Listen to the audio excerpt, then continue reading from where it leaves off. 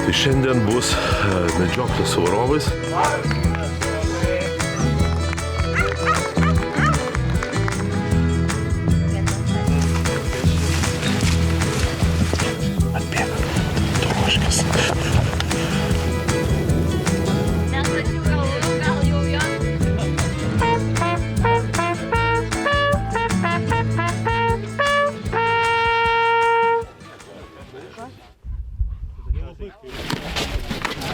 Mes dabar būsim varovais, tai einam į vieną didelį busą, visi susėsim.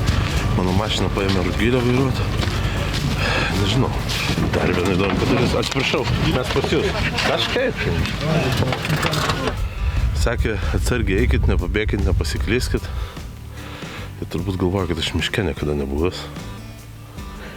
Tai tiesus varimas, reikia laikyti šalia žmogų iš kairės, nepamest ir visą laiką tiesiai. Tai jeigu kairinis žmogus grybaus, tai jis ir bus kaltas, tai tikrai ne mes.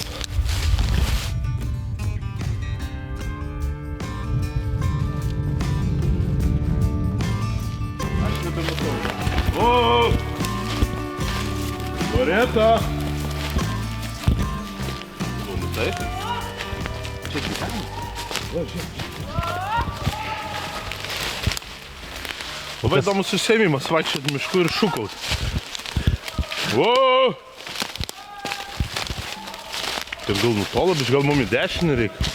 O!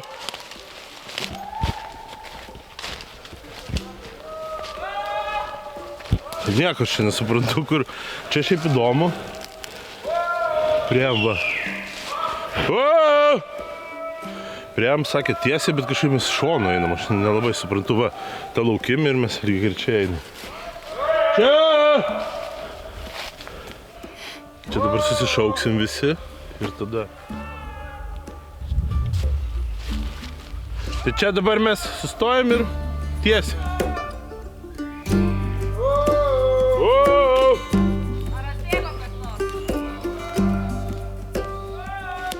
Girdisi cypa šuo kažkur loja, tai reiškia kažkoks žvėrį. Užtiko tik šūvis buvo pirmas, irgi geras ženklas.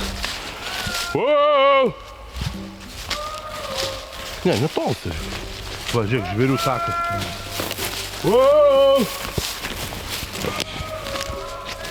Ką?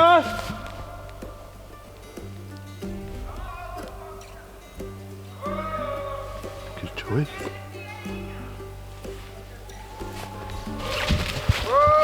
Labą dieną. Žinau, kaip sekėsi. Neišbėgo? Nematė. Nieko nematė. Nu, mes irgi kažkaip nieko nesutikom.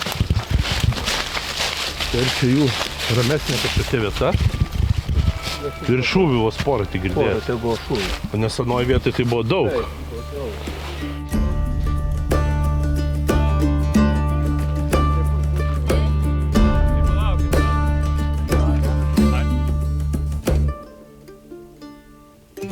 Tai mes kur dabar?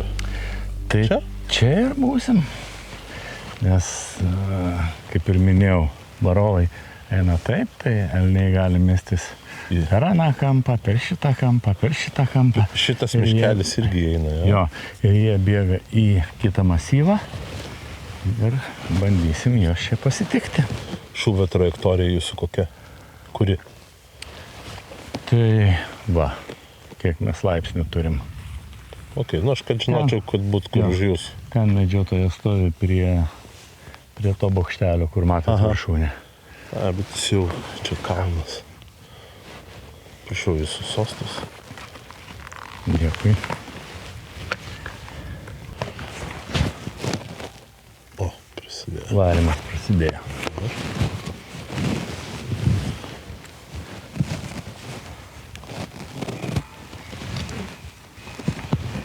Tai jūs vėliau tik tai dar ruošiatės? Taip, ne? Taip. Mano senelis medžiodavo labai daug. Ir dabar taip atsitiko, kad aš planai persikraustyti į ten į kaimą gyventi, mišką, ir ten 15 hektarų. Praktiškai viskas miškas yra. Yra laukymės kelios ir ten yra medžiojami plotai ir labai daug žvėrių. Čia koks rajonas? Molėtų. Aha. Medeinė, man atrodo, vadinasi medžiotojų klubas. toks pakankamai tvarkingas jie. Bent jau kiek aš mačiau. Tai jie jeigu su varovais, tai pas mane vos nekėmė užbaiginėja visą laiką. Tai tų žvėrių, ten bebrų buvo 8 berods bebrai, didžiausias buvo 30 kg. Ten žvėrių labai prieš tai gyveno medžiotojas ir jis juos jau po to augindavo, pats jau nebelabai galėjo medžioti.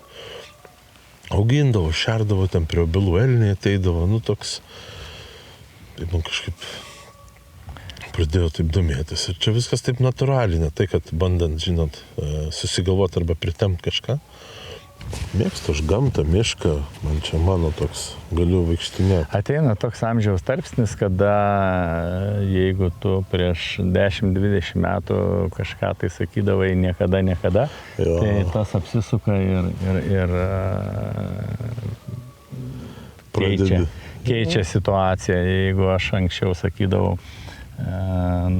visą gyvenimą pragyvenę, sakykime, nuo paauglystės Šiauliuose ir čia atvažiuodavau į tėviškę, tai amžinatelis tėvelis sakydavo, Algirdai, gal tu pasiimtum tą mūsų sodybą. Sakydavau, ne, jau niekada.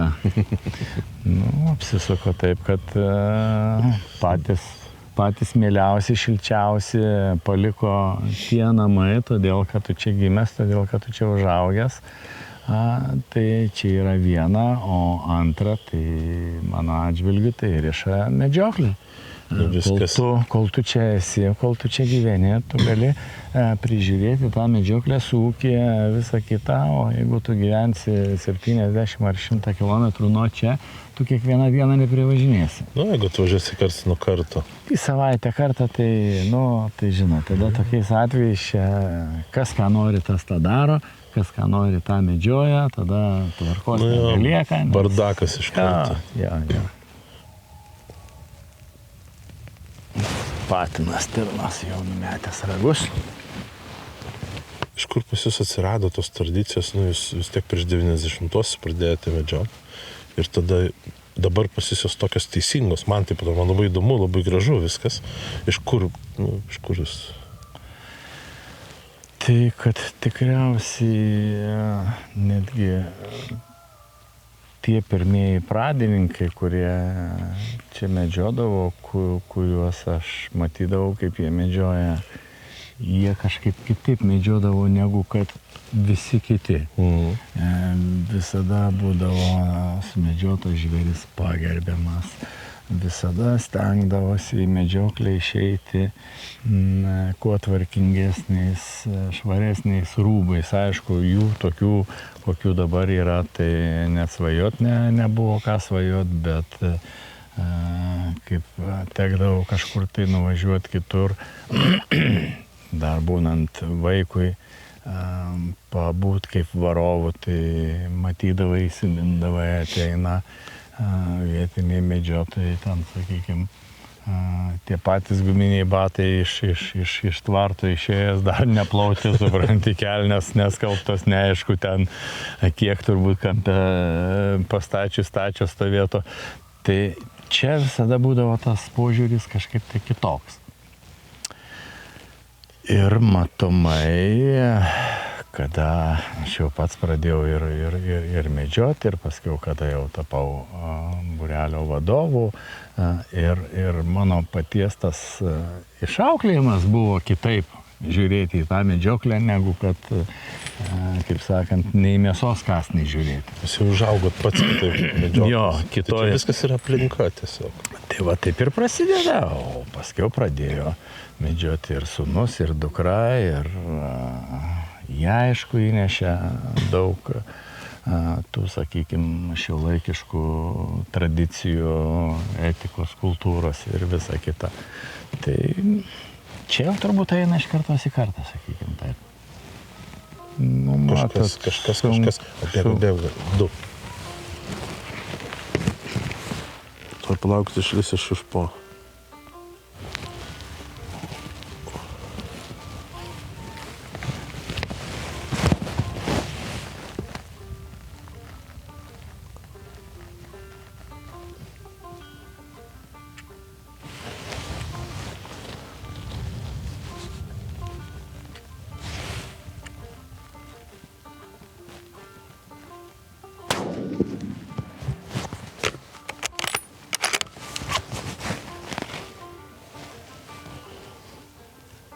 Būt.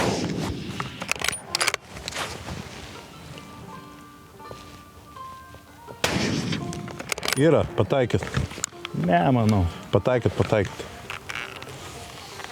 Žiūrėkim, perveis per griovį ar ne.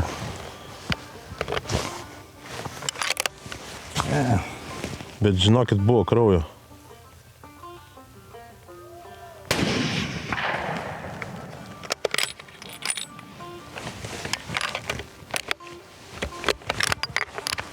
Stovi. Manau tada, kad Pamiškiais stovi. Lindo gilin. Manau tada, kad taip. Aš turiu, žinokit, video matėsi kaip... Va, tu žiūrėkit. Tu. Va, žiūrėkit.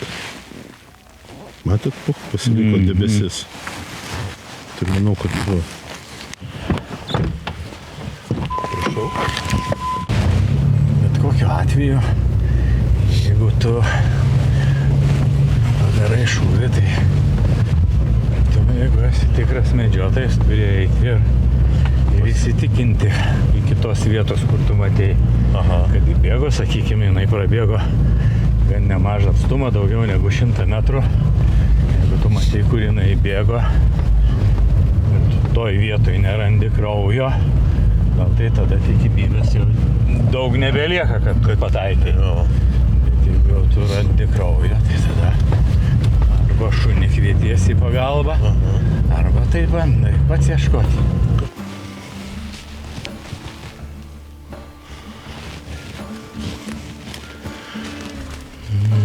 Kraujo, kas svarbiausia, nesimato. Kažkur čia įbėgo.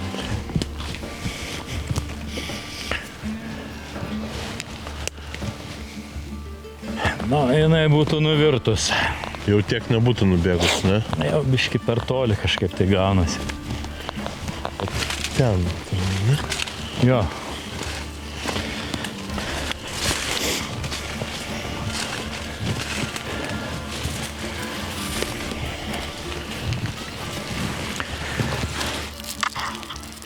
Yra, pataikė. O taip po šūvio. Pataikė. Yra, pataikė. Sunku taip tiksliai pasakyti. Nu jo, gal smėlį pakėlė kokį.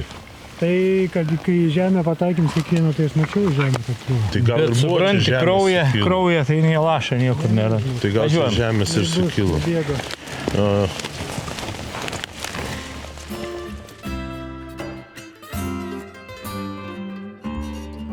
ką, tai dabar yra po 3:10. Tai žiūrėkit, nuo 8 iki dabar vyko 3 medžioklės su varovais. Tai buvo šiaip tokios skirtingos. Viena teko ir pačiam pavaryti. Tai įdomi patirtis, nežinau, ar dar norėčiau daug taip vaikščioti kasdien turbūt. Sakė, kad čia dar mes labai gerą gavom miško plotą, nes kitur yra vandens iki pažastų. Tai iš tikrųjų labai įdomu ir paskutiniai trečioji medžiokliai. Tai buvo, mes žiūrėjom, kur galvojom, kad sužeidė stirną. Grįžus čia mes parodėm video ekspertam, kurie jau matė ne kartą, sako, kad čia buvo žemės sukeltos, bet neturint tiek daug patirties, man tikrai pasirodė, kad ten yra kraujas arba kažkoks pliūpsnis šiltas, bet pasirodo, tenais buvo tiesiog sukilusi žemės. Tai labai gerai, kad nesužeidėm ir gyvūnas toliau nubėgo savo ramiai krimsnoti medelį. Tai jau dabar vakarinė antroji ta dalis, nežinau, kažkas tai vyks pagerbimas, lapių turim, tai vyks pagerbimas, paskui, žinau, vakarienė, dar kažkas, tai, žodžiu, dar laukia programa, dar niekas nesibaigė.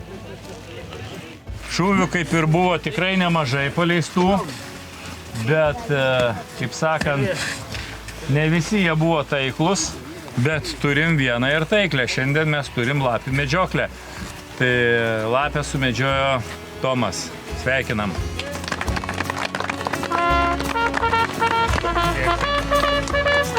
Medžiokliai valio. Medžiokliai valio.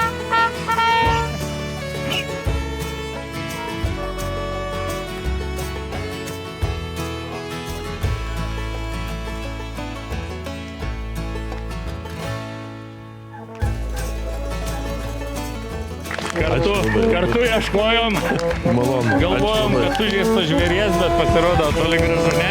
Dėkoju. Prisiminimai.